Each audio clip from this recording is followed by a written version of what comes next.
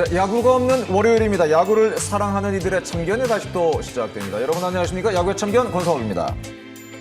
오늘도 저와 함께 합리적인 참견을 해줄 두 분입니다. 장성호 해설위원 그리고 스포츠서울의 윤세호 기자와 함께하겠습니다. 안녕하십니까? 네, 안녕하세요. 자, 오늘도 야구 팬이라면 흥미롭게 지켜볼 주제를 가지고 오늘도 열심히 참견을 해보도록 하겠습니다. 오늘도 지난주에 이어서 댓글로 남겨주신 궁금한 점 풀어드리고 참견을 시작하도록 하겠습니다. 오늘은 어떤 질문이 들어왔나요? 매주 어려운 질문이 들어와가지고 네. 네. 연장전에 돌입했을 때 10회는 기존 방식대로 하고 11, 12회는 국제경기 방식대로 승부치기를 해서 승패를 갈라 무승부를 없애는 것이 좋지 않을까요? 무승부 없애고 승부치기 하자. 네. 그 얘기군요. 오, 사실은 이게 얼마 전에 저희한테 그 제작진 쪽으로 편지가 왔어요.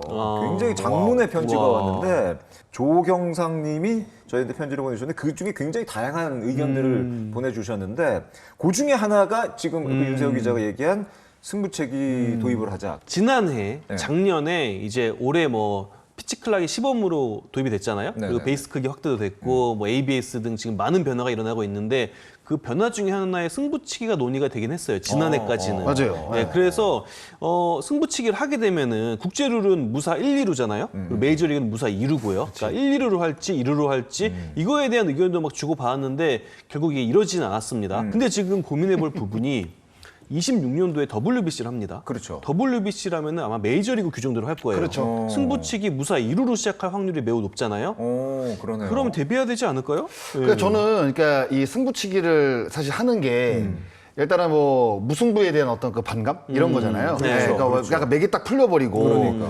그리고 이제 이 승부치기를 한다는 거는 결국에는 이제 경기 시간을 네. 굉장히 줄일 수 있거든요. 그 맞아요. 장점도 있죠. 네, 특히 뭐 맞아요. 메이저리그도 그렇고 KBO도 그렇고 각종 이제 규제들은 보면 다 이제 경기 시간을 줄이기 위한 제도들이란 말이에요. 맞아요, 맞아요. 네, 근데 왜 다른 것들은 다 시행을 하면서 저는 이 승부치기를 왜 시행을 안 하는지는 약간 의문이에요. 그리고 이게 몇 년 전부터 계속 이야기가 나왔단 말이에요. 맞아요. 나왔는데 그러면 실행위원회에서 뭔가 이제 뭐 검토를 해보고 결정을 좀 빨리. 그러니까 이거는 국제 경기들도 그렇게 따르고는 있지만 결국 큰 틀 안에서 보면 경기 시간을 줄이는데 굉장히 이만한 건 없거든요. 맞습니다. 그렇죠. 여기서 이제 그 조경상님께서 네네네. 말씀을 하신 이 부분은 10회까지는 그러니까 9회는 좀 아쉽다는 거죠. 한 해 9회는 정도는 너무 빠르다, 너무 빠르고. 한 해 정도는 그냥 정규 이닝으로 보고 그러니까 11회, 12회는 이제 승부치기를 하는 게 어떠냐. 근데 저는 이 제도는 진짜 좋은 아이디어. 아이디어 괜찮은 진짜 것 좋은 같아요. 아이디어. 좋은 아이디어. 네, 왜냐면 9회로 딱 끝내버리면 뭔가 좀 아쉽잖아요. 그러니까 한 해 정도 더 해서 뭔가 거기서 이제 승부가 나면 좋겠지만 거기서 승부가 안 나게 되면 이제 승부치기로 넘어가는 약간 요 제도는 야구의 어떤 그 묘미를 정확하게 살리는 부분이 아닐까라는 생각을 해요. 저는. 이분 야구 굉장히 네. 오래 보시는 네. 것 같아요. 예, 굉장히 좋은 제도인 것 같고 좋은 의견인 것 같습니다. 조경상님께 다시 한 번 더 감사의 말씀을 드리겠습니다. 여러분도 좀 많이 의견 좀 보내주시기 바라겠습니다. 네, 과연 승부치기가 도입되면 리그에 또 어떤 변화가 생길지 흥미롭게 지켜보도록 하겠습니다. 궁금한 점 있으시면 야구 참견 너튜브에 글 언제든지 남겨주시고 이렇게 편지를 보내주셔도 괜찮습니다. 의견 많이 좀 보내주시기 바라겠습니다. 야참에서 그 궁금증을 여러분께 풀어드리도록 하겠습니다. 아직 구독하지 않으신 분들이 있으시다면 구독, 좋아요, 댓글, 알림 설정도 계속 부탁을 드리겠습니다. 자, 그렇다면 KBO의 지난 한 주를 달궜던 이슈를 짚고 넘어가도록 하겠습니다. 자, 이번 주 이슈는 두 가지입니다. 셀러리 캡 인상 그리고 사상 첫 폭염 취소입니다. 자, 지난주에 규정과 관련된 굵직한 이슈들이 있었습니다. 대표적으로 셀러리 캡 인상이 지난주에 결정이 됐습니다. KBO에서 셀러리 캡 상한액 조정을 확정을 지은 거죠, 이거는? 네, 예. 그러니까 이 상한 조정된 연도가 2025년도로 보시면 됩니다. 내년 상한액이 올라갔다라고 보면 되는데요. 원래는 이제 114억 2,638만 원이었죠. 네네. 그 국내 선수 연봉 상위 40인의 이 합계를 이제 두고 셀러리 캡을 이렇게 계산을 하는 건데 이게 20% 증액한 137억 1,165만 원으로 올라갔는데요. 이게 적용되는 거는 2025 시즌이고요. 26시즌 그 이후부터는 또 이제 논의를 한다고 합니다. 또 논의를 한다고요? 네, 그래서 이게 그러니까 지금 왜 확정을 지은 거야 이걸? 아니, 네. 논의를 또 할 거면 셀러리 캡을 왜? 셀러리 캡을 왜 하는 거예요, 지금? 저는 이게 어떻게 보면 KBO 리그의 한계점을 적나라하게 노출했다는 생각이 드는데 처음에 셀러리 캡 제도를 만들 때부터도 네. 이게 맞나 했어요, 사실. 네. 이렇게 하는 게 맞나라는 물음표가 많이 붙었는데 늘 그렇잖아요. 이게 이사회에서 정말 최종 결정을 하는데 그 이사회에 참석하는 분들의 면면을 돌아보면은 딱 구단 고위 관계자. 네, 대표이사 하잖아요. 근데 그 대표이사분들 길어야 한 5년? 그렇죠. 보통 2, 3년 후에 다 바뀝니다. 네, 맞아요. 일례로 처음에 셀러리캡 제도 발표했을 때가 2020년도 1월이었어요. 그러니까 2019년도에 한창 논의를 한 거죠. 2019년도에 그 자리에 계셨던 이사회에 계셨던 10분 중에 지금까지 남아 계신 분은 딱 한 분밖에 없습니다. 아 그래요. 네. 아, 그래요? 다 바뀌었죠? 그러니까 그래서- 회사의 입장도 그러니까 그 구단의 입장도 사실은 바뀌게 되는 수가 예, 있는 그러니까 거죠. 뭔가 이게 지속적인 제도를 만들어야 되는데 막상 이걸 논의하시는 분들은 얼마나 여기 계실지 모르는 분들이라는 거죠. 그렇죠. 예, 그리고 이게- 또 전후 사정 뭐 그 전 과거에 어떤 잘 의사결정이 모르시고. 모를 수 있죠. 그렇죠. 예, 그래가지고 사실 이게 뭐 실행위원회부터 이사회까지 샐러리 캡을 두고 굉장히 여러 가지 의견이 나왔는데 이게 구단마다 또 상황이 너무 다르잖아요. 다르죠. 다 다르죠. 그래서 어느 구단은 또 아예 그냥 폐지해버리자라고 하는 구단도 있었고 맞아요. 네. 또 어떤 구단은 무슨 말 하는 거냐 25년도까지 하기로 했으면 무조건 해야지. 지켜야죠. 왜 지키냐 이런 얘기도 많이 있었거든요. 그러니까 이게 사실 이 샐러리 캡 설정하는 것도 그렇고 이번에 갑자기 바꾼 것도 그렇고 참 어떻게 보면 KBO 리그의 한계점을 좀 노출했다라는 생각이 많이 들었어요. 그 당시에 결정했을 때는 사실 네. 25년까지 금액을 맞습니다. 그 정하기로 네. 건드리지 않기로 했는데 네. 2년 만에 다시 또 바꿨는데 네. 그 바꾸지 않은 기준으로 봤을 때 셀러리 캡에 근접해 10억 이내로 근접했던 팀이 한 5개 팀 정도 그렇습니다. 되고 예. 10억을 넘어갔던 팀 여유가 좀 있었던 팀이 한 5개 팀 정도 되는데 결국은 좀 그 셀러리 캡 압박을 받았던 팀들이 좀 바꾸자는 얘기를 했을 거예요. 그러겠죠. 당연하죠. 당연히 네. 그렇겠죠. 네. 예. 전력도 유지를 해야 되고 그리고 F에서 또 좋은 선수들을 영입을 해야 되고 그리고 또 성적이 나게 되면 또 연봉도 올려줘야 되고 그럼 당연히 넘어서게 된단 말이에요. 그러면 거기에 맞게 또 벌금이라고 해야 되나? 네. 제재금을 제재금. 내야 되고 그러니까 가장 중요한 거는 지명권 순위가 밀린다는 네, 거죠. 두 번 연속으로 네. 어기면은 지명권 그렇죠. 순위가 10단계 내려가니까. 맞아요. 근데 이게 문제는 이게 무슨 그래도 엄연히 40년이 넘은 프로리그인데 이런 제도가 마치 손바닥 뒤집듯이 막 바뀌어버린다? 그러니까요. 예. 이거는 저는 큰 문제라고 보고 여기에 대해서는 정말 앞으로 치열하게 고민해서 뭔가 제도를 만들 때는 정말 그만큼 좀 고민을 잘 해가지고 체계적으로 제도를 만들고 좀 안 바꿨으면 좋겠어요. 이게 뭡니까 사실? 그러니까 이게 진짜. 예. 그런 거잖아요.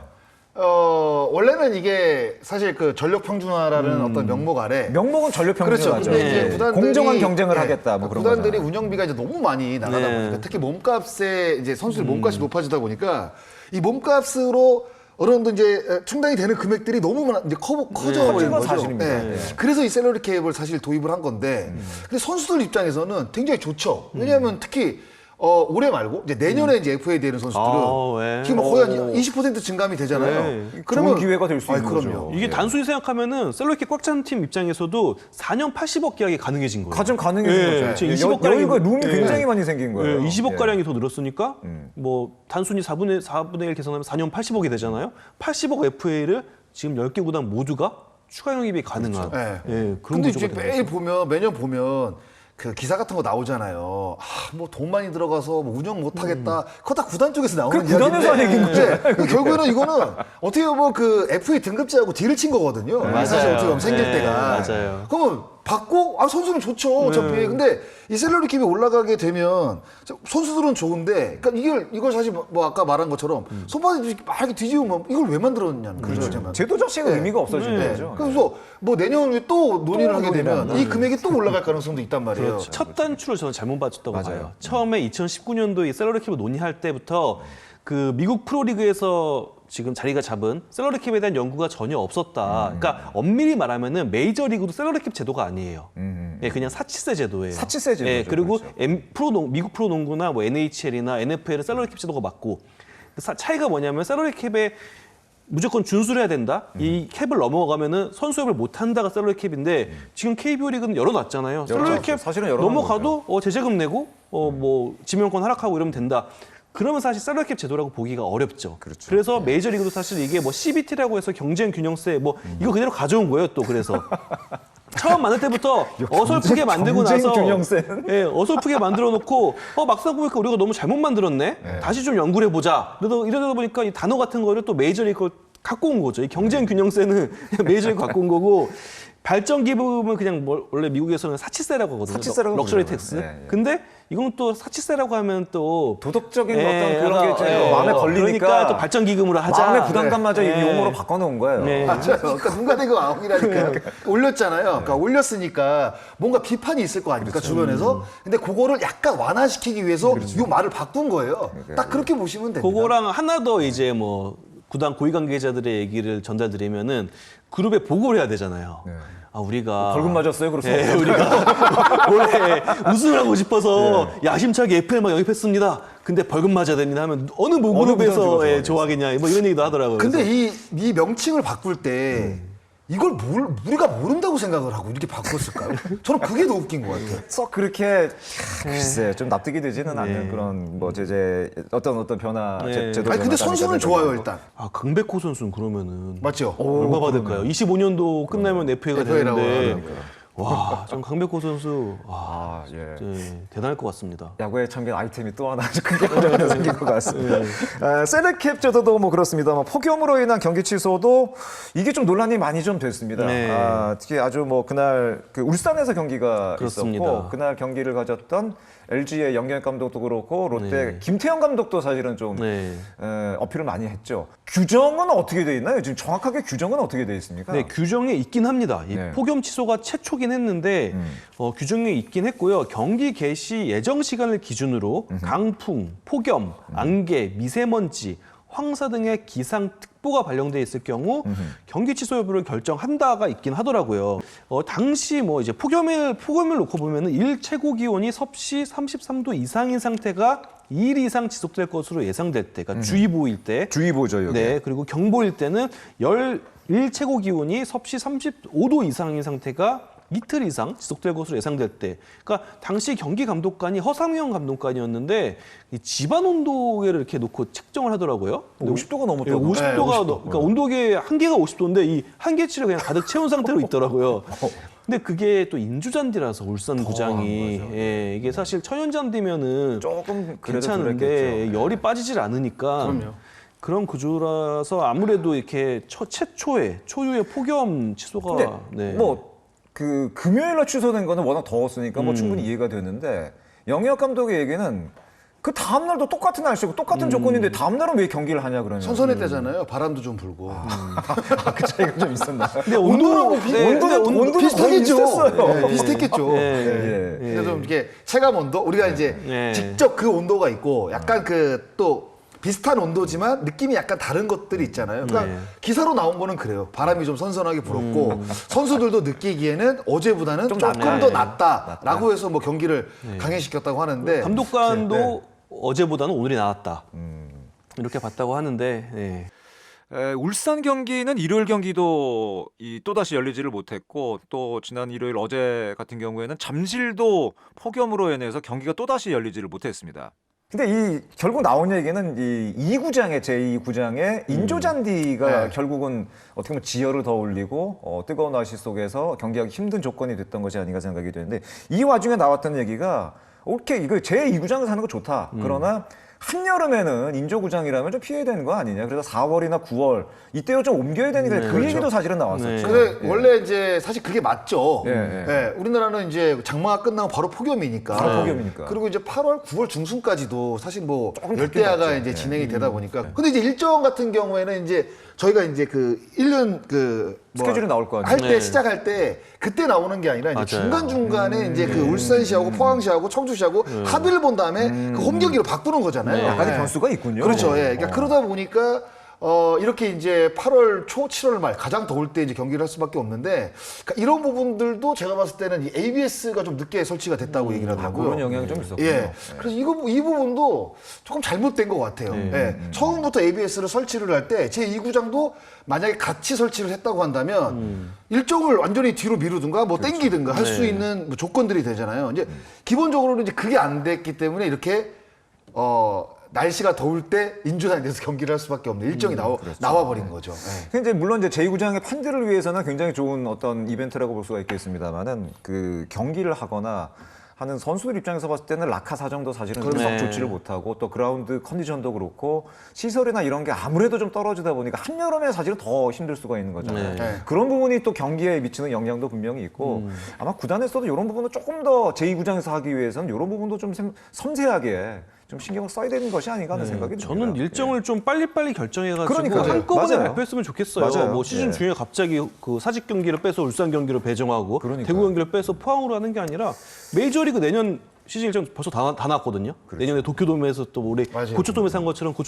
도쿄에서 개막전하고 이게 그렇게 오래 걸릴 일인가? 라는 생각도 좀 들더라고요. 네, 미리미리 이거는- 협의해가지고 하면 이거는 진짜 미리미리 준비하면 충분히 할 수 있는 굉장히 쉬운 일이라고 저는 생각을 하거든요. 네, 그러니까 미리미리 그 제2구장에 대한 경기 일정을 한 시즌 우리 나오잖아요. 네, 그 연말에 나올 때 같이 같이 그냥, 포함해서 빨리빨리 그 합의를 봐야겠죠. 지자체하고 합의를 봐서 그렇게 일정을 좀 만드는 게 중요하다고 생각을 합니다. 알겠습니다. 뜨거운 날씨만큼이나 핫한 이슈가 쏟아지고 있는 KBO 리그. 오늘도 KBO 리그는 아주 뜨거운 것 같습니다. 앞으로 야구에 참견해서 다양한 이슈 여러분께 전해드리도록 하겠습니다. 그렇다면 이어서 오늘의 주제 여러분께 소개해드리겠습니다. 이번 주 주제입니다. 이번 주 주제는 슈퍼스타 김도영입니다.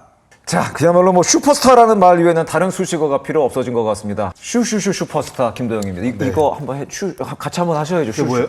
아, 이거 모르시는구나. 아, 이거 윈터님이랑 우리 저기 카리나님이 오셨을 때 저희 한번 갔었어야 되는데 저희가. 그 두 분 이걸 하셨어요? 그럼 여기 최고죠. 이런 거 아셔야 돼요. 알겠습니다. 저희가 이제 김도영 선수가 슈퍼스타라고 말씀을 드렸는데 어떻게 생각을 하세요? 시대의 아이콘, 슈퍼스타 이런 얘기 많이 나옵니다. 동의하세요? 어떻게 생각을 하세요? 시대 아이콘이 된 건 맞고요. 예, 그리고 이제 슈퍼스타로 가는 길목이라고 저는 생각합니다. 아직 슈퍼스타 완성은 아니다. 네. 좀 더 가야 된다. 그러니까 저는 이제 김도영 선수가 뭐 3년 차잖아요. 근데 이제 특히 이제 올해 뭐 좋은 성적을 내고 있는데 그동안에 이제 슈퍼스타라고 이제 불렸던 선수들을 이렇게 보면 진짜 꾸준하게 몇 년간 활약을 했던 선수들에게 사실 그런 닉네임이 붙은 거거든요. 근데 실질적으로 김도영 선수는 올해 정말 좋은 성적을 내고 있지만 이게 사실 어떻게 보면 첫 해란 말이에요. 근데 만약에 첫 해죠. 김도영 선수가 진짜 뭐 한 3년, 4년을 진짜 이렇게 비슷한 성적을 만약에 내주게 된다면 진짜 그때는 이제 슈퍼스타가 진짜 되는 거죠. 슈퍼스타가 되는 거죠. 아까 기록 말씀해 주셨는데 올해 지금 김도영 선수가 쓰고 있는 기록이 도대체 이게 몇 개인가요 지금? 내년에 이제 KBO 연감이 또 새로 나올 텐데 이 연감에 2024년 김도영이 굉장히 많이 들어갈 것 같습니다. 네, 일단 최초 월간 10홈런 10도루를 달성을 했고요. 네네. 최연소 전반기 20-20을 달성했고 최연소 내추럴 사이클링 히트. 근데 내추럴 사이클링 히트가 KBO 리그 역사에 딱 두 번뿐이에요. 그렇죠. 네, 이번 김도영 선수 포함해서. 그리고 최연소 시즌 100득점, 그리고 최소 경기 100득점. 거기다 뭐 또 현재 뭐 지금 기록만 놓고 보면 그냥 MVP 김도영의 김도까지 그냥 돼 있다고 봐도 과언이 아닌 게 뭐 OPS 득점 안타가 다 1위고 홈런 WR은 2위고 뭐 타율은 3위. 사실상 뭐 전 부문에 김도영 이름 석자가 다 걸려 있다. 맞아요. 네라고 네. 봐도 과언이 아닙니다. 그야말로 이 올드스쿨 기록도 그렇고 세이버 기록도 그렇고 아주 놀라운 기록들을 보여주고 있는데 이 WRC 플러스 같은 경우는 거의 170에 육박하고 있는 엄청난 기록입니다. 이게 이거는. 사실 뭐 160이 넘어가면 리그 이제 MVP급이라고 네. 완전 평가를 MVP 죠. 하잖아요. 네. 사실 뭐 어떻게 보면 김도영 선수는 지금 뭐 독보적으로 지금 MVP로 가고 있는 사실 시즌이라고 봐야겠죠. 근데 더 놀라운 건 아까 장승나도 얘기를 했습니다만은 세 번째 시즌이긴 합니다만 실질적인 풀시즌 첫 해입니다. 네. 네. 풀시즌 첫 해 이런 기록이 나온다는 건 정말 놀라운 일인 것 같아요. 이건. 그런데다가 작년 그 APBC 대회에서 부상을 당했잖아요. 그렇죠. 슬라이딩을 하다가. 그래서 시즌이 조금 늦지 않을까라는 사실 우려들이 많았거든요. 네. 그런데도 불구하고 이렇게 부상을 딛고 그러니까요. 시즌 초반부터 진짜 계속 꾸준하게 진짜 어떻게 보면 한치 흐트럼 없이 성적을 내고 있거든요. 그러니까 이런 것들이 좀 더 대단한 것 같아요. 특히 이제 약간 체력적인 부담이 있는 분명히 내야고 내야를 네, 보잖아요. 그렇죠. 맞아요. 내야고 예. 그리고 원래 이제 타자들이 시즌을 치르다 보면 어느 정도 슬럼프기들이 조금씩 오거든요. 그렇죠. 근데 맞아요. 그런 거 없이 계속 꾸준하게 3할 4푼 5푼을 찍고 있으니까 그러니까 이런 것들이 진짜 더 김도영의 가치가 올라가는 느낌이 좀 드는 시즌이에요. 저희가 야구에 참견하면서 그 매년 드래프트 특집하고 또 신인 선수 드래프트에 그 선발된 선수 이제 초대해서 얘기를 했는데 김도영 선수 나왔던 거 기억나시죠? 맞아요. 예, 최근 때 기억나시죠? 출연했었잖아요. 예. 그때 김도영 선수 얘기도 했었고 드래프트 특집할 때 그 당시 가장 큰 이슈가 문김대전이었었잖아요. 그 당시 장승아가 어떤 얘기했는지 혹시 기억나세요? 아니요, 기억 안 나요. 기억 안 나세요? 네. 그때 이제 저희 질문이 문동주 뽑아야 되느냐 김도영. 김도영 뽑아야 되느냐 이제 그 질문이었는데 장승아가 정확하게 김도영 뽑아야 되고 왜 그러냐 하면은 슈퍼스타가 될 가능성이 있다. 그리고 매일 경기가 나오는 스타가 있어야지 구단이 잘 되어 있기 때문에 김도영 선수가 기아로서는 더 나을 것 같다. 그 얘기는 지금 딱 맞아떨어졌어요. 그게 이제 그 당시에는 그러니까 메이저리그도 사실 마찬가지거든요. 네. 그러니까 투수들보다 야수들이 연봉을 더 많이 받고. 그 얘기 했어요. 네. 그 얘기 했죠, 제가. 네. 네. 그래서 매일매일 경기에 나오는 선수가 팀에 있어야지. 그러니까 관중 동원령이나 그리고 이제 미디어에도 노출이 많이 되다 보니까. 그래서 이제 김도영 선수를 이제 그 당시에 이제 지금 뽑아야 딱 맞는 된다고. 얘기잖아요. 네. 소름이 돋는 발언이 됐습니다. 네, 당시 그래요? 그 발언이 사실 그때 방송을 안 봐가지고 다시 기억이 그때는 안 나는데. 굳이 이제 뭐 퍼센티지를 가르자면은 문동주가 좀 더 비중이 높았어요. 문동주도 아무래도 많이 투수였으니까. 나왔었죠. 네, 맞아요. 그리고 드래프트에서 보통 투수가 좀 더 선호도가 높잖아요. 야수보다. 그렇죠. 예, 당연하죠. 그랬는데 그때 진짜 뭔가 신뢰를 받으신 그런 딱 말하셔서 제가 지금- 이런 사람입니다. 네. 네. 알겠습니다. 야구청의 옛날 편 찾아보시면 한번 다시 한번 더 소름이 보실 수 돋습니다. 있습니다. 네. 봐야겠네. 알겠습니다. 오늘은 그 한국 야구의 슈퍼스타 이제 돼가는 과정, 이제 아이콘은 그러나 돼 있는 김도영 선수에 대해서 다각적으로 한번 참견을 해볼 예정입니다. 참견 내용을 먼저 소개를 해드리고 진행을 해보도록 하겠습니다. 김도영 선수의 과거, 현재, 미래 이렇게 나눠서 김도영 선수를 분석을 해보도록 하겠습니다. 올 시즌 타격 분석, 레전드 타자와 비교를 해보고 과연 어느 정도까지 성장을 할지를 한번 얘기를 해보도록 하겠습니다. 그동안 야구에 참견해서 이렇게 선수 한 명 놓고 얘기한 적은 사실 처음이죠. 처음이죠. 처음이죠. 예. 이정우 선수도 못했던 건데. 이정우, 강백호를 그렇죠. 비교하긴 했었습니다. 두 맞아요. 선수를 같이 비교하긴 했었는데 한 선수만 이렇게 놓고 얘기하는 거는 올해 저희가 처음인 것 같습니다. 그렇다면 먼저 김도영 선수의 현재부터 살펴보도록 하겠는데 올 시즌 타격 분석부터 장스나가 나왔으니까 타격 분석부터 한번 해보도록 하겠습니다. 김도영의 현재 올 시즌 타격 분석이 되겠습니다. 일단은 뭐가 달라진 걸까요? 지난 시즌과 올 시즌 달라진 점 어떤 점이 가장 이거는 달라졌을까요? 굉장히 답변하기가 편했어요. 아, 생각보다. 그래요? 네, 세 글자. 명확한가요? 세 글자. 네. 전부 다. 전부 다? 네. 그렇게 많이 바뀐 건가요? 다 바뀌었죠. 타자 김도영으로 만약에 본다고 한다면 타자가 가져야 될 어떤 그 요소들이 있잖아요. 첫 번째 뭐 좋은 선관이 있어야 되고 그리고 정확성, 그다음에 장타 능력, 클러치 능력. 이게 사실 어떻게 보면 타자들이 가장 갖고 싶어하는 능력 네 가지라고 저는 보거든요. 거기에 보면 김도영 선수는 다 지금 들어가 있단 말이에요. 그런데가 툴5 이야기를 우리가 많이 하잖아요. 근데 몇 년 전부터는 이제 야구 센스까지 넣어야 되는 거 아니냐. 그래서 툴6라고 해. 여섯 개도 얘기도 하고. 툴6 얘기를 하는데 거기에 제가 봤을 때 다 적합한 선수예요. 김도영 선수는. 그러니까 작년하고 재작년하고 비교를 했을 때는 전부 다 바뀐 거죠, 지금. 아니, 새로운 김도영이 됐다고 그렇죠. 새로운 김도영이라고 봐야겠죠. 와, 네. 그 정도인가요? 저는 그렇게 생각합니다. 네. 근데 김도영 선수가 굉장히 준비를 많이 했다고 합니다. 네. 하루아침에 바뀐 것은 뭐 당연히 아닌 것 같고 도움도 굉장히 많이 받았다. 전력 분석팀과 굉장히 연구도 많이 했다고 하더군요. 기아 내부적으로 김도영 선수의 작년까지 데이터를 봤는데 좀 의아했던 게 타구 속도가 굉장히 잘 나왔대요. 이게 타구 속도가 거의 나성범 선수급으로 나왔는데 근데 장타가 그렇게 많이 나오지 않는 거였어요. 그러면은 뭐가 문제인가? 이 타구의 궤도를 좀 바꾸면 되는 게 아닌가 해서 여러 가지 고민을 했고 김도영 선수와도 면접을 했다고 해요. 면담을 했는데 좀 신기한 부분이 김도영 선수가 부상으로 캠프를 온전히 다 제대로 치르지 못했어요. 타격 기술 훈련에 들어간 게 캠프 기간 다가 아니었어요. 캠프 후반부터 이제 타격 기술에 들어갔는데 타격 훈련을 했는데 그러니까 이 변화를 위한 기간이 넉넉치가 않았거든요. 그랬는데 이게 가능했다는 게 굉장히 놀랍고 일단 그 타구 속도를 좀 잘 살려보자, 더 좋은 결과를 만들어보자라는 취지하에 여러 가지 얘기를 했고 뭐 스트라이크 존 설정에 대한 얘기도 했고 그 타격할 때 좀 느낌, 약간 좀 외야 플라이가 나오는 느낌으로 한번 가보자 어프로치를 뭐 여러 가지 좀 이런 방향성을 잡았는데 이런 거를 정말 스펀지처럼 엄청나게 빠르게 습득을 했대요.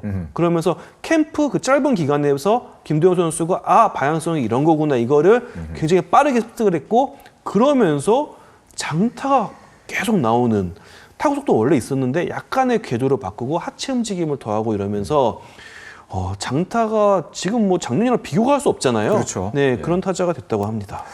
저희가 그래서 기아 쪽에다가 좀 요청을 했어요. 도대체 김도영 선수가 어떤 준비를 했었고 어떤 또 과정을 겪었냐 했더니 사진을 몇 장을 보내주셨는데 그 사진이 그 타격 연습하는 장면인데 첫 번째 목적은 손목을 쓰지 않는 연습을 매일 한다고. 이게 매일 경기를 앞두고 손목 쓰지 않는 연습을 한다고는 손목을 쓰지 않는다 어떤 의미로 봐야 되는 건가요? 그 상체는 따라오는 거거든요. 그러니까 타격에 있어서 제일 먼저 시작이 되는 게 이제 골반이 들어가면 자연스럽게 그냥 팔은 따라오는 거, 거들 뿐. 뭐 약간 이런 느낌이거든요.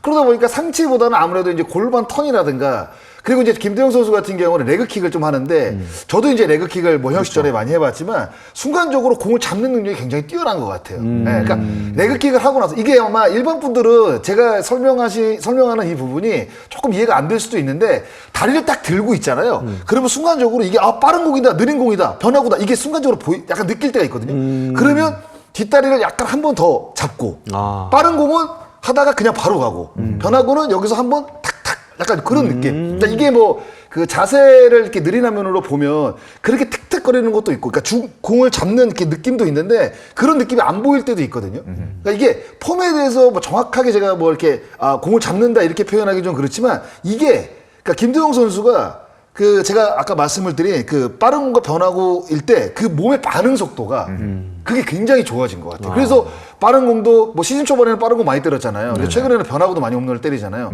그런 것들도 이제 김도영 선수가 경기를 치르면서 레그킥을 이제 본인의 것을 완벽하게 이제 만드는 과정을 넘어서서 이제는 그런 어떤 그 레그킥이 김도영 선수의 완전히 베스트 폼이 된 것 같은 그런 느낌이 좀 들더라고요. 네. 지난 그 야구의 창단 7회 때 그 저희가 김도영 선수 얘기를 잠시 했었는데 그 당시 박용택 위원이 올 시즌 달라진 특징 중에 하나가 하이 피니쉬?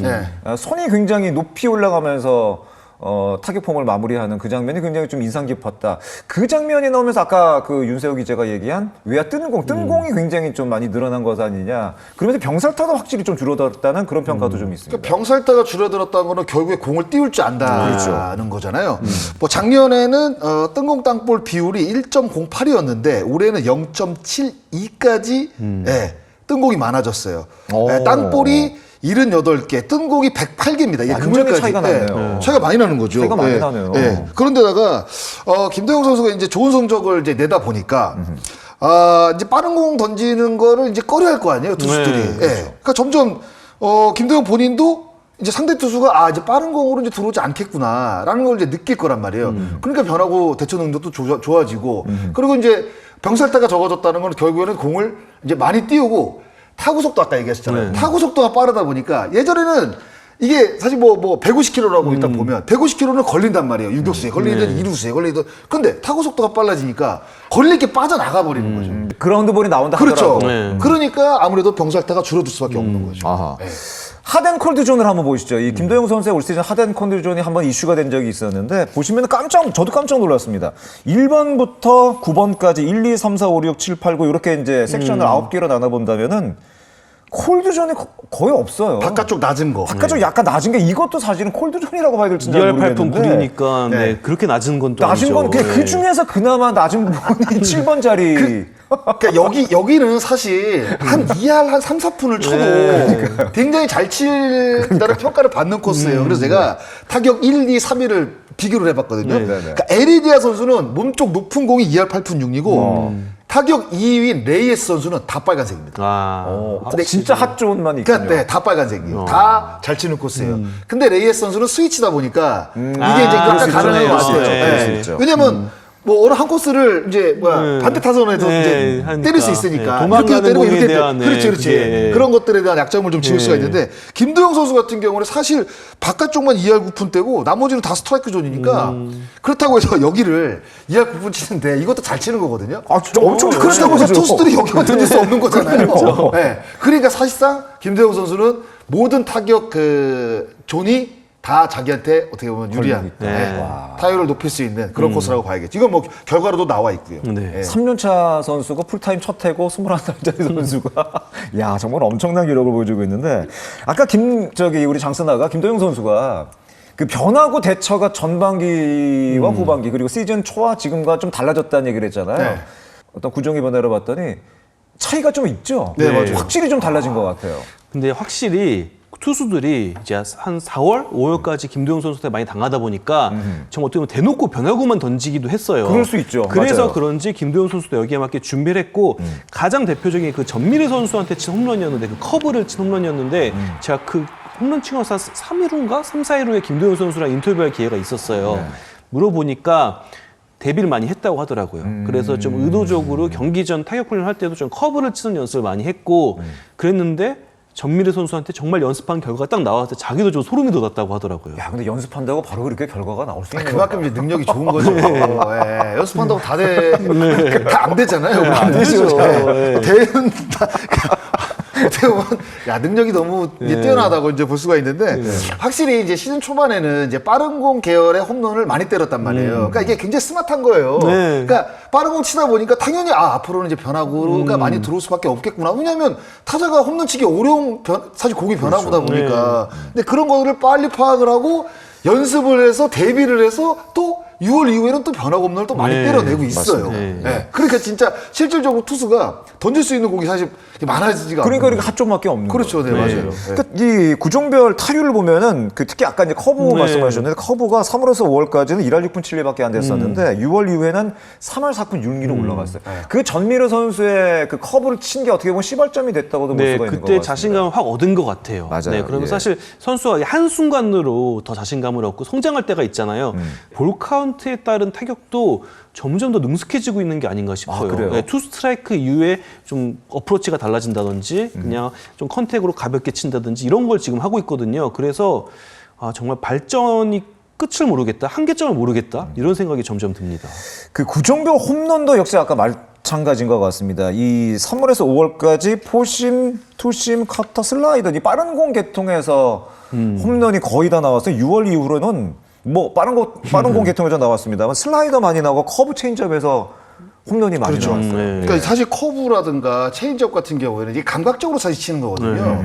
그리고 일단 다 떨어지는 공. 그러니까 빠른 공에 비해서 낙폭 자체가 이제 큰 공이면 결국에는 스윙계들 약간 바꿔야 되거든요. 그러니까 들어 올려야지 넘어갈 거 아니에요. 그러니까 그런 대처 능력, 그러니까 구질에 따른 자기의 스윙 변화, 이런 것들도 그러니까 김도영 선수가 한 가지 스윙을 하는 건 아니겠죠. 그러니까 각 구질에 따라서 약간 스윙의 변화, 약간 느낌을 다르게 가져가는 것 같아요. 그러다 보니까 가면 갈수록 변화구의 어떤 그 대처 능력이 좋아지는 게 아닌가 뭐 이런 생각도 분명히 들고요. 지금 딱 이게 말씀하신 레그킥을 하면서 이렇게 변화구에 맞춰서 잡는데 그렇죠. 그거잖아요. 근데 이게 이게 자세히 나오네요. 지금 같은 거죠. 지금 예. 같은 거로 다리 들었다가 예. 한번 죽였다가 그냥 쭉 더 끌고 나가잖아요, 앞쪽으로. 이건데. 근데 만약에 빠른 공이라고 한다면 레그킥을 딱 했다가 바로 나가면서 때릴 겁니다. 근데 여기서 딱 다리를 들었다가 이 꺾이는 느낌이 그러니까 시야 쪽으로 보기는 어려워요. 근데 몸이 느끼는 거죠. 감각이에요, 몸이 감각이에요, 반응하는 진짜. 거예요. 감각이 좋은 거예요. 그러니까 몸이 느끼다 보니까 그냥 내가 눈으로 봐서 이 공을 잡아야겠다 이게 아니라 그냥 몸이 먼저 변화구 내면서 한번 탁 잡고 딱 때리니까 이렇게 변화구도 이렇게 홈런이 이렇게 나오는 거죠. 진짜 아까 이 장면이 정말 대단한 장면인데 그렇죠. 이게 진짜 올해 김도영 선수의 발전 방향을 한 장면으로 딱 보여주는 게 아닌가. 김도영 선수가 변화구로 잘 칠 수 있는 능력 중에 능력이라고 봐야 될 것 같고 저런 것들도 다 뭐 연습을 통해서 만들었겠죠. 근데 일단 이 몸이 느끼는 감각적인 이 부분이 굉장히 뛰어나다고 봐야 될 것 같아요.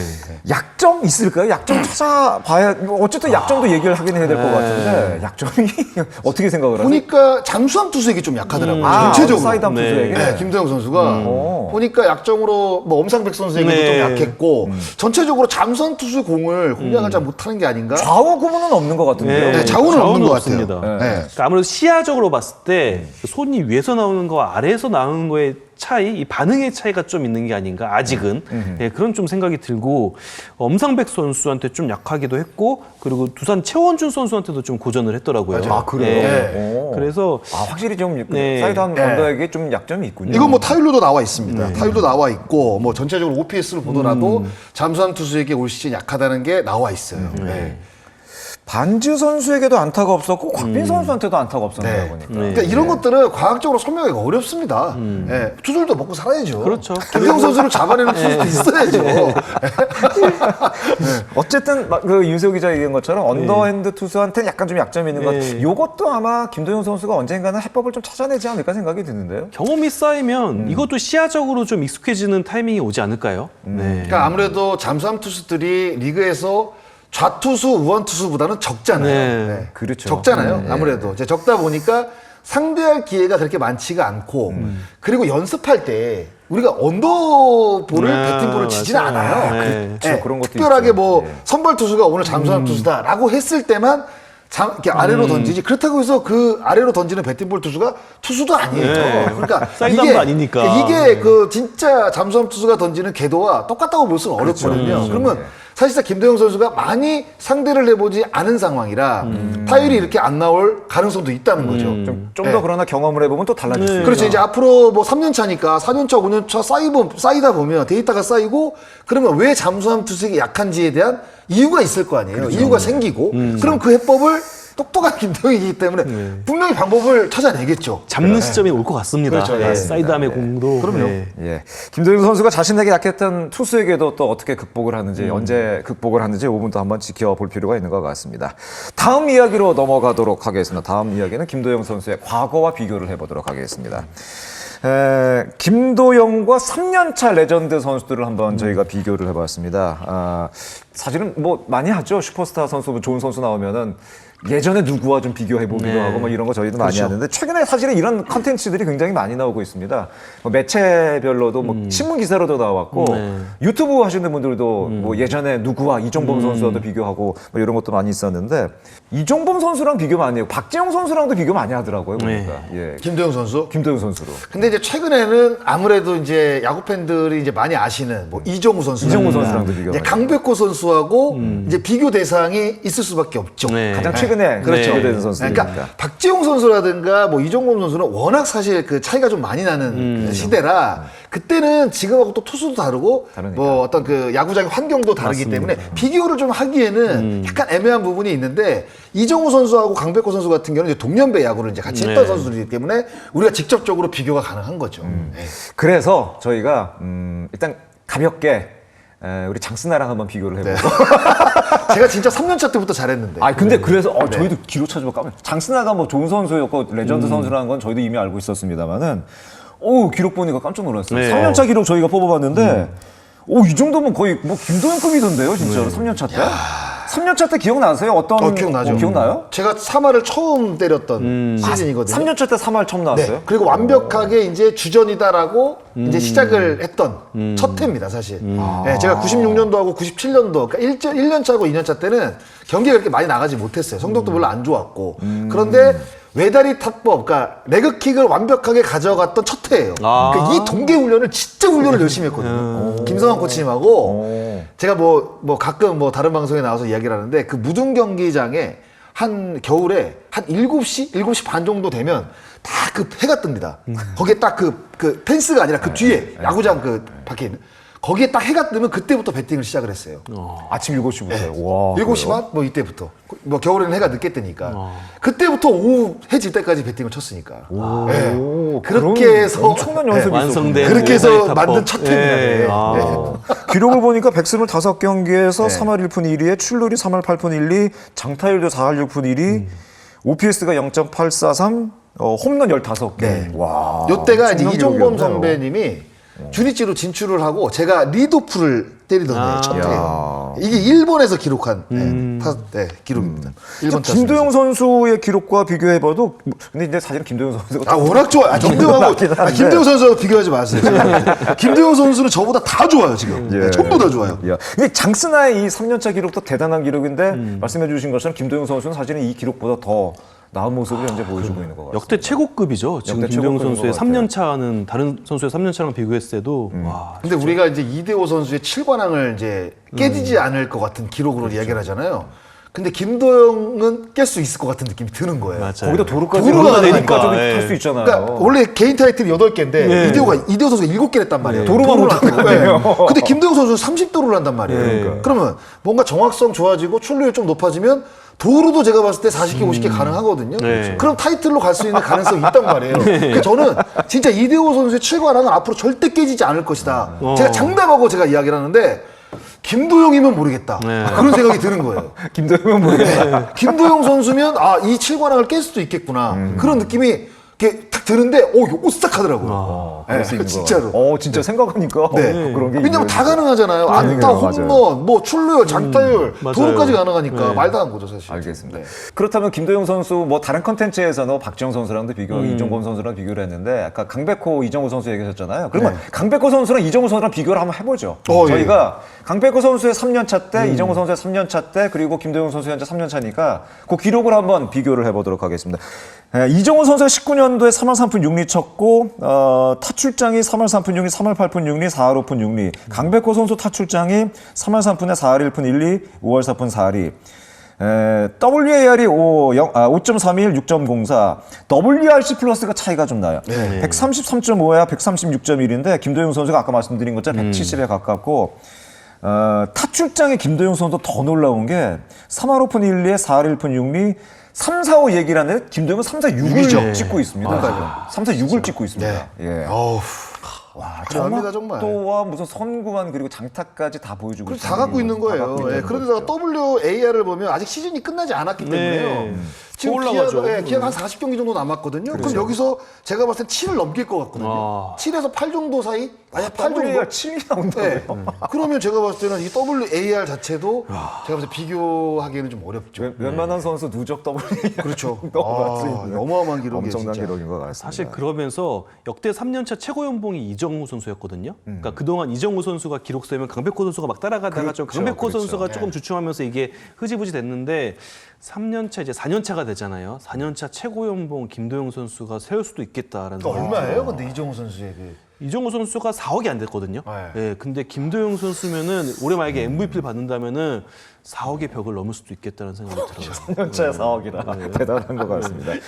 이정우 선수랑 조금 더 비교를 해보면 이정우 선수의 MVP 시즌이 22시즌이었었잖아요. 그 당시 22시즌에 그 기록을 세우면서 MVP 시즌 MVP를 가지고 왔었는데 그 당시 이정우 선수가 3할 4푼 9리에 4할 2푼 1리 출루율에 장타율이 5할 7푼 5리였고 홈런 23개를 쳤습니다. 그 전까지 사실 이정우 홈런 개수가 많은 타자가 아니었는데 이때 홈런 개수가 20개가 넘어가면서 MVP까지 가지고 왔었는데 이때의 기록도 어떻게 보면은 김도영 선수가 올 시즌 아까 말씀드린 것처럼 30개 홈런이 넘어가니까 장타까지도 어떻게 보면 이정우 선수가 갖고 있던 능력이 이상치를 좀 보여주고 있다고 볼 수가 있겠습니다. 조금 다른 스타일은 맞는 것 같아요. 약간 다른 스타일이긴 다른 김도영은 스타일은 맞아요. 다른 스타일은 맞는 것 같아요. 네. 네. 어떻게 보면 김도영 선수는 강백호랑도 다르고 이정우랑도 약간 다른 스타일이라고 봐야 될 것 같아요. 이정우 선수 같은 경우에는 이제 출루율이 타율에 비해서는 조금 낮죠. 그러니까 절대적으로 치는 맞아요. 컨택 위주의 타자라고 봐야 될 것 같고 강백호 선수 같은 경우에도 굉장히 적극적으로 때리는 스타일인데 이정우 선수랑 비슷하면서 홈런을 조금 더 많이 때리죠. 그렇죠. 그런데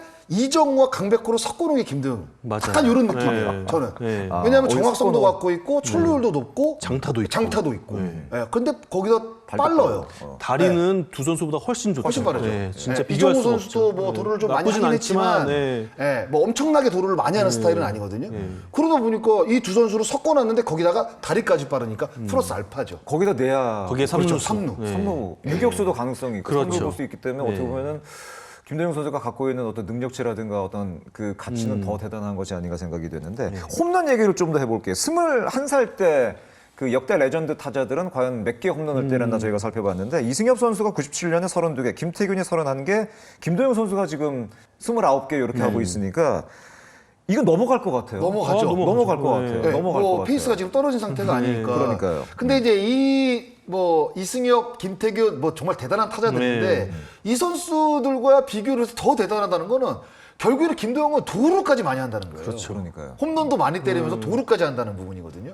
이게 더 어떻게 보면 이 두 선수보다 김도영 선수가 훨씬 더 뛰어난 성적을 거두고 있다. 뭐 이렇게 사실 평가를 내릴 수밖에 없는 거죠. 현대 야구 트렌드에 최고로 평가받을 수 있는 요소를 김도영 선수는 다 갖고 있어요. 맞아요. 그렇죠. 예, 뭐 아쿠냐 주니어 이런 선수들 굉장히 이제 각광받는 게 이 선수들이 도루도 잘하고 홈런도 치는 건데 김도영 선수도 마찬가지잖아요. 그러니까 정말 팀 득점력에 있어서 도움이 될 수 있는 모든 부분을 다 만들 수 있다. 그러다 김도영은. 보니까 WRC 플러스가 거의 170이 나오는 거죠. 예. 170이라는 WRC 플러스는 저는 처음 보는 것 같아요. 이런 정도의 숫자가 나올 수 있다는 게 정말 대단한 것 같습니다. 170이면 뭐 거의 뭐 MVP라고 봐야겠죠. 네. 현재 메이저리그에서 활약을 하고 있는 김하성 선수가 3년차 때 16년이 3년차였었는데 타율 2할 8푼 1리에 20개 홈런 28도루, 28개 도루 기록을 했어요. 물론 이제 유격수였었고 수비 능력도 굉장히 좋았던 김하성 선수인데 이런 걸 놓고 보면은 김도영의 미래 메이저리그 메이저리거 가능하다고 보세요? 그 얘기를 좀 해볼까요? 가능하죠. 근데 제가 뭐 서두에서도 말씀을 드렸다시피 앞으로 얼마큼 꾸준하게 김도영 선수가 매년 진짜 김도영은 무조건 이제 메이저리그로 가야 돼라고 우리한테 인식을 이제 그렇게 박힐 수 있는 그 어떤 그 성적을 내주느냐. 저는 그게 중요하다고 봐요. 왜냐하면 이정우 선수 같은 경우에도 중간에 뭐 부상을 당해서 뭐 경기를 좀 많이 못 나간 적도 분명히 있지만 한 6년, 7년은 꾸준하게 활약을 했고 김하성 선수도 사실 마찬가지거든요. 2년차 주전 유격수가 된 다음에 그 이후에 포스팅으로 나갈 때까지 계속 꾸준하게 활약을 했단 말이에요. 그러다 보니까 뭐 메이저리그 이제 스카우트들이 이정우라든가 김하성 선수를 볼 때 꾸준하게 이 선수들은 성적을 내주는구나. 그리고 다치지도 않는구나. 맞아요. 이런 것들이 인식이 되다 보니까 이렇게 이제 큰 금액을 받고 미국에 진출할 수 있는 거거든요. 그렇죠. 그러니까 김도영 선수도 다치지 않고 정말 어떻게 보면 되게 간단하면서도 명료한 건데 다치지 않으면서 꾸준하게 활약을 할 수 있는. 제일 어려운 거네요. 네. 쉬우면서도 정말 어려운 거죠.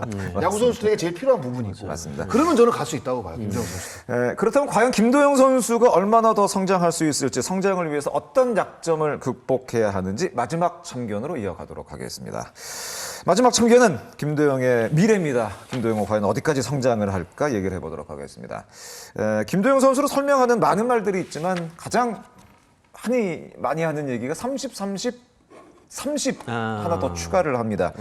마지막 30이 뭘 의미하는지 알고 계시죠? 그런 얘기 많이 나오니까. 실책수 지금 얘기 많이 나오고 있습니다. 실책수가 많은 건 분명한 사실인 것 같습니다. 20개가 이미 넘어갔으니까요. 네. 그런데 저는 그렇다고 김도영 선수의 수비 능력이 없다, 수비력이 떨어진다라고 보기는 좀 어려울 것 같아요. 왜냐하면은 이 선수가 기본적으로 송구 능력은 좋아요. 어깨가 좋고 정확도도 있고 이 손목 감각, 슬랩스루도 굉장히 좋아요. 공 던질 때 굉장히 부드러워요. 네, 굉장히 김도영 부드러워요. 선수가. 그리고 이게 송구의 길을 봐도 공이 이렇게 떨어지지 않고 쭉 가거든요. 예쁘게, 정확하게. 송구 능력은 분명히 있는데 이게 중요한 게 뭐냐면은 내야 지도자들이 항상 하는 얘기가 다른 거는 막 훈련이나 경험으로 커버할 수가 있는데 어깨, 송구 이거는 좀 선천적인 게 있다고 해요. 그러니까 김도영 선수는 일단 선천적으로 내야수한테 필요한 중요한 요소 갖고 있는 거예요. 강한 어깨, 정확한 송구. 그래서 다른 거는 경험 통해서 충분히 가능하다고 보고 실책할 때 보면은 좀 이제 바운드 미스가 많아요. 맞아요. 그래서 네. 좀 쉬운 타구를 실수를 많이 해요. 김도영 선수가 의외로. 네. 근데 이것도 경험의 측면이거든요. 그러니까 어느 경험이냐고 하면은 타자별로 좀 타구의 질이 좀 개성이 있어요. 특성이 있는데 이 타자는 좀 타구 스타일이 이렇고 이런 바운드가 이렇게 되고 이렇게 강하게 오고 이거를 경험을 통해서 만들어져요. 이거는 점점 이제 데이터가 쌓이면은 그래서 저는 분명 김도영 선수의 수비도 무조건 발전할 것 같다라는 생각이 들고 또 하나 원래 유격수를 해왔잖아요. 고등학교 때까지. 근데 이제 메이저리그에서 보면은 이 선수의 체구, 프레임을 많이 보는데 김도영 선수는 이렇게 체구상 충분히 유격수도 가능한? 그러니까 앞으로 어떻게 클지 모르겠지만 이제 살이 붙고 근육이 붙을 텐데 그래도 이 체구는 유지가 되지 않을까 싶어요. 그러면은 체구만 봐도 유격수가 가능한 그런 느낌이 들거든요. 그래서 앞으로 뭐 계속 삼루수를 할지 유격수를 변환할지 모르겠지만 만약에 유격수로 가게 된다면은 그리고 수비 바운드 타구에 대한 적응이 더 된다면은 가치는 더 올라갈 수도 있겠다 이런 기대도 좀 합니다. 그 유격수 얘기는 지금 계속 논란이 되고 있는 부분이고 그건 기아 팬들 사이에서도 사실은 굉장히 논쟁이 많이 되고 있는 부분인 것 같습니다. 반대하는 이유 중에는 이제 실책 얘기가 나왔습니다. 지금도 3루 자리에서도 실책이 많은데 과연 유격수가 안정적으로 갈 수 있을까? 또 한쪽에서는 기존에 갖고 있는 능력이라든가 이미 유격수를 잘 봤던 선수이기 때문에 유격수의 기회를 줘야 된다. 그 얘기를 굉장히 많이 하고 있는데 어떻게 생각하세요? 유격수의 가능성? 저는 오히려 3루를 지금 계속 보고 있잖아요. 그러니까 유격수로 만약에 유격수로 간다고 한다면 전 실책 개수 줄어들 것 같아요. 오히려? 저는 오히려. 줄어들 것이다. 왜냐하면 김도영 선수가 계속 야구를 시작을 해서 거의 대부분 유격수로 왔을 거란 말이에요. 그래서 이제 프로 와서 이제 3루수를 이제 보다 보니까 이제 박찬호 선수가 이제 유격수에 딱 버티고 있고 팀 사정상 이제 3루를 보는 건데 만약에 유격수로 본다고 한다면 오히려 저는 심적으로 더 편할 것 같아요.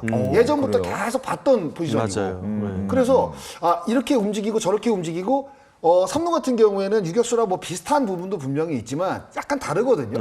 후더크가 필요한 게 유격수고 3루는 약간 오히려 핸들링이 좀 더 맞아요. 필요합니다. 타구가 워낙 빠른 공들이 많기 때문에 그런 걸 비교했을 때 스피드가 있는 김도영 오히려 핸들링을 하는 것보다는 후더크로 움직이면서 좌우로 좀 움직이면서 많이 움직이면서 수비폭을 좀 넓게 가져가면서 오히려 하게 되면 저는 김도영은 유격수를 오히려 더 잘 볼 것 같아요. 제 느낌상으로. 이 바운드 판단의 미스가 지금 나오고 있는데 3루수라서 더 어려운 부분도 있어요. 짧으니까 거리가. 근데 유격수로 가게 되면은 아무래도 조금 더 시간적 여유가 있고 말씀해 주신 것처럼 좌우폭 푸더크가 좋기 때문에 범위로 커버하는 영역도 그렇죠. 분명 넓을 거예요. 그러니까 스피드가 있는 선수잖아요. 그러면 앞으로 들어가야 되는지 뒤로 빠져야 되는지 이건 거리에 대한 여유가 있단 말이에요. 유격수는. 근데 삼루수는 그게 없거든요. 그렇죠. 그냥 순간적으로 아 이거를 핸들링으로 처리를 해야 되나 들어가야 되나 이거를 딱 생각하는 순간 그냥 거기는 실책이 나올 가능성이 네, 높아요. 끝난 거죠. 근데 유격수 같은 경우는 아무래도 여유가 있다 보니까 본인이 갖고 있는 푸더크의 스피드 어떤 이런 것들로 인해서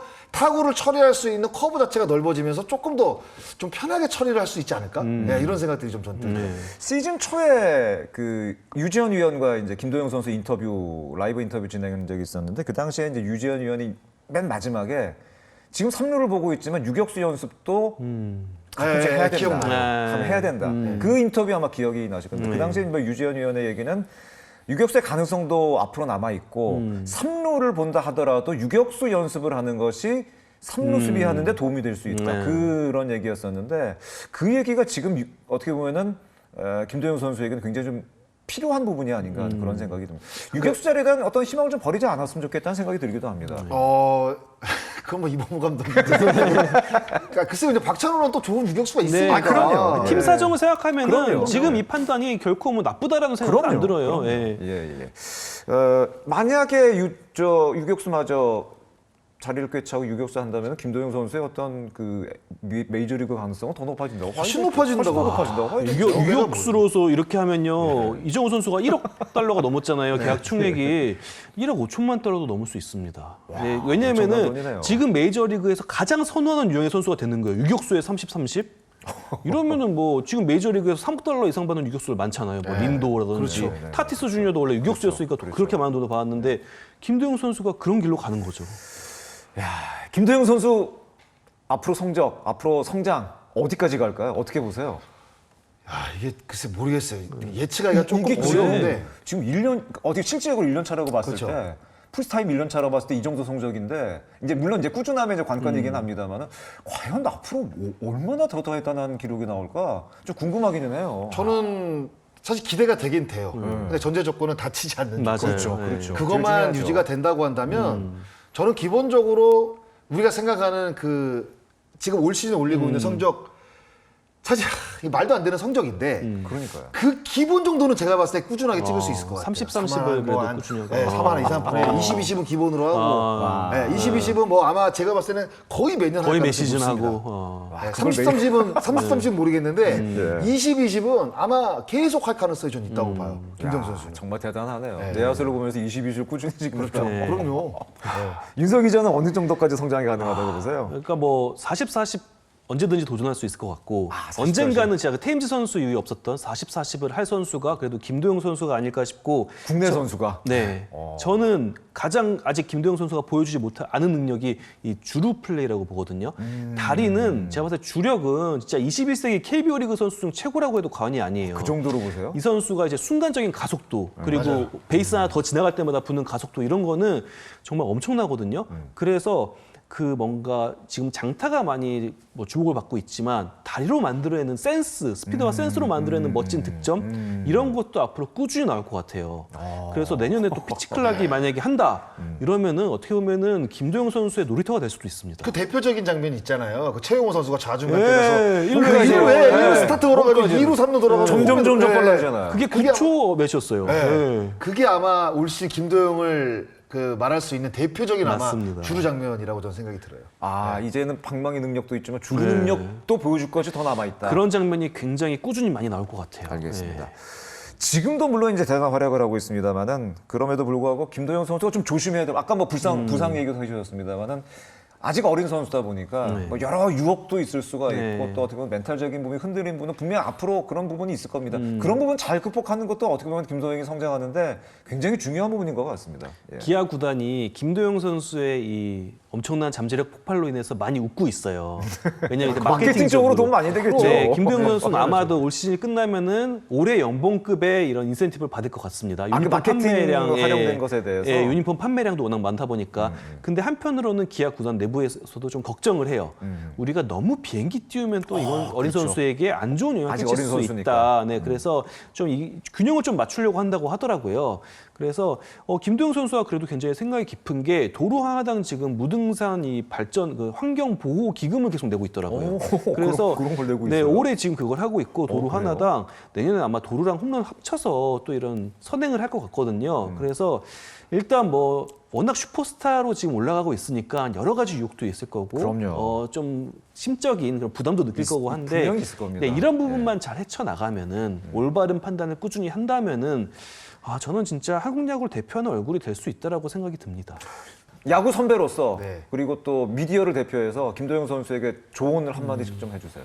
저는 사실 이 건강을 굉장히 중요시 생각을 하거든요. 예, 그래서 저는 다치지만 않는다면 그리고 건강 조심, 약간 건강 조심, 무조건. 약간 모자라도 저는 몸이 건강한 게 제일 중요하다고 생각을 합니다. 예, 그러기 위해서는 1루에서 슬라이딩 좀 안 했으면 좋겠고요. 그렇죠. 그거 하면 안 돼요. 특히 1루에서 슬라이딩 안 했으면 좋겠고 그것 때문에 작년에 많이 다쳤잖아요. 또 APBC 대회에서 다쳤으니까 일단 건강만 잘 유지하면 그냥 기본은 찍는 저는 김도영이라고 생각을 합니다. 건강만 해라. 건강만 해라. 알겠습니다. 그리고 또 윤세호 기자는 미디어 쪽에서 그 잘 나가던 슈퍼스타 뭐 또 약간 뭐 그런 모습 많이 봤잖아요. 미디어의 어떤 그 대표에서 김도영 선수에게 좀 한마디 조언 좀 해주세요.